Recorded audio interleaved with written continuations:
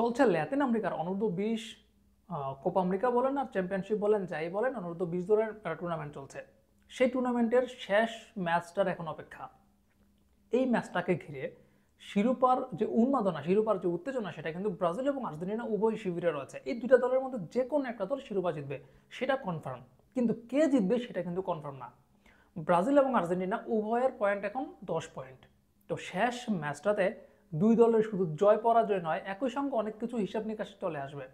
আর এই জায়গাতে দাঁড়িয়ে আমি যদি বলি যে কনমেবল ব্রাজিলের চেয়ে আর্জেন্টিনাকে সুবিধা করে দিয়েছে, বা আর্জেন্টিনার হাতে শিরোপাটা তারা উঠাতে চায়, এটা যদি আমি বলি তাহলে কি খুব বেশি অন্যায় হবে বা খুব বেশি ভুল হবে?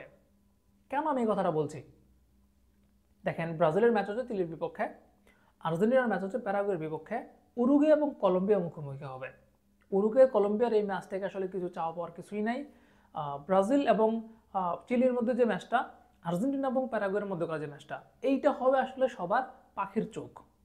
তো এখন একদিক থেকে ব্রাজিল শিরোপার জন্য লড়াই করছে, অন্যদিক থেকে আর্জেন্টিনা শিরোপার জন্য লড়াই করছে। আমরা সাধারণত দেখি এই ধরনের সিচুয়েশন যখন আসে, শেষ যে ম্যাচগুলো হয় কোনো টুর্নামেন্টে, সেটা হোক বিশ্বকাপ বা যাই কিছু হোক, শেষ যে ম্যাচগুলো সেখানে কিন্তু অ্যাট এ টাইম একসাথে ম্যাচগুলো অনুষ্ঠিত হয়। যখনই অনুষ্ঠিত হবে সবগুলো ম্যাচ একসাথে। কারো ম্যাচের ফলাফল দেখে মাঠে নামার সুযোগটা আসলে হয় না, কারণ তখন ম্যাচ ফিক্সিং বা ম্যাচ পাতানোর একটা সম্ভাবনা তৈরি হয়ে যায়। আর ফুটবলের ইতিহাসে এমন অনেক ঘটনা আছে যার কারণে এই ফিফার যে টুর্নামেন্টগুলো, সেখানে কিন্তু এই জিনিসটা হয় না। কিন্তু ঠিক এই জিনিসটাই হতে যাচ্ছে এই কোপা আমেরিকাতে। ব্রাজিল এবং চিলির মধ্যকার যে ম্যাচটা, সেটা হবে রাত 3:30টায়। আর আর্জেন্টিনা এবং প্যারাগুয়ের যে ম্যাচটা, সেটা হবে 6টা 30 মিনিটে।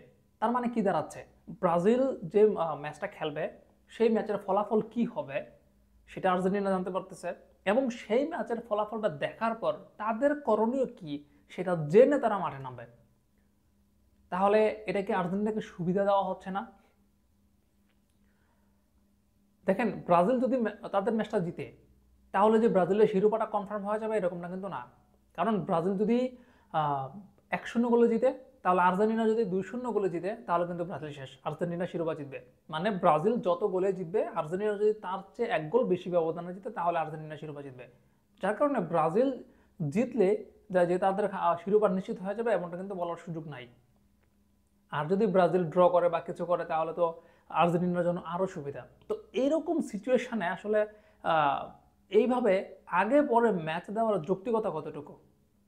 এখন এই যে জিনিসটা কনমেবল করলো, এরপর যদি আপনি বলেন যে কনমেবল আর্জেন্টিনাকে সুবিধা দিচ্ছে বা দিয়েছে, তাহলে কি আপনি অস্বীকার করতে পারবেন যে না, কনমেবল সুবিধা দেয়নি? এটাকে আপনি বলতে পারবেন?